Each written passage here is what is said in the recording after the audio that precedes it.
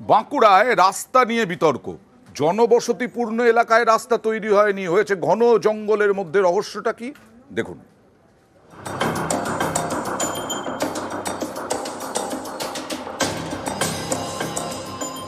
বাঁকুড়ার আন্দারথল পঞ্চায়েত এলাকার নতুন গ্রাম।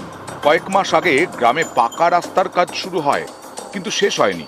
পাশের পাহাড়পুরে নতুন রাস্তা হয়েছে এমন জায়গায় যেখানে কেউ থাকে না।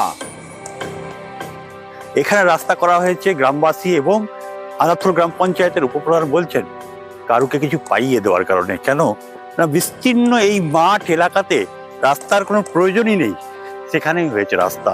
এই রাস্তাটার বদলে অন্য কোথাও রাস্তা করে দিয়েছে। ওর ঠিকাদার কন্ট্রাক্টর মাপ নিয়ে গেল, তারপর থেকে আর কোনো আসেই না। এখানে কোনো মাপ ঝুপ হয় না। রাস্তাটা বহুত দিন ধরে খারাপ হয়েছে। গ্রামের সব রাস্তা হয়ে গেছে, এই রাস্তাটা ছাড়া। গ্রামবাসীদের অভিযোগ, প্রমোটারের সঙ্গে আঁতাতের জেরে জঙ্গলের মধ্যে রাস্তা তৈরি করেছেন ঠিকাদার, যাতে জমির দাম বাড়ানো যায়। এখানে ওদের ওই যে নেতারা, লোকাল নেতারা এই কাজটা করিয়েছে, তাদের এই জমিগুলো তাদের রিলেটিভের জমিগুলো আছে, যাতে এই জমির ভ্যালুয়েশন বাড়ে, হয়তো নিশ্চিত। নচেত টাকা খেয়েছে কন্ট্রাক্টর। এখানে এই রাস্তার কোনো প্রয়োজন নেই, কোনো বসতি নেই, আপনি পুরোটা দেখতে পারেন। একই অভিযোগ তুলেছেন স্থানীয় গ্রাম পঞ্চায়েতের উপপ্রধান। তাঁর নিশানায় ঠিকাদার এবং পঞ্চায়েত সমিতি।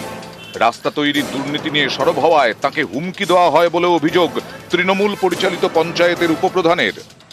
কিছু লোকের জমির দাম বৃদ্ধি করার জন্য ওই রাস্তাটি তৈরি করা হয়েছে। ওখানে কোনো রাস্তা ছিল না, একবারে নিউ রাস্তা করা হয়েছে। কন্ট্রাক্টর আমাকে ফোনে হুমকি দিচ্ছে, আপনাকে মারপিট করব এবং আপনাকে দরকার হলে মার্ডার করে দেবো, এইসব হুমকি দিচ্ছে সঞ্জয় ঘোষ, ওই কন্ট্রাক্টর। যে আমরা যে রাস্তার কাজ শুরু হয়েছে, সেই রাস্তার আমরা যতটা প্রয়োজনীয় রাস্তা পাবো, সেই রাস্তার কাজ হবে। যদি কোনো জায়গায় রাস্তা অপ্রয়োজনীয় হয়, কোনো রাস্তা ব্যক্তি মালিকাধীন হয়, সেখানে কাজটা হবে না। উনি অভিযোগ দায়ের করেছেন নাকি, কিন্তু উনি কিন্তু আমার সাথে কোনো যোগাযোগ করেননি। আমি ওনার সাথে যোগাযোগ করব, ব্যাপারটা নিয়ে খোঁজ খবর নেব।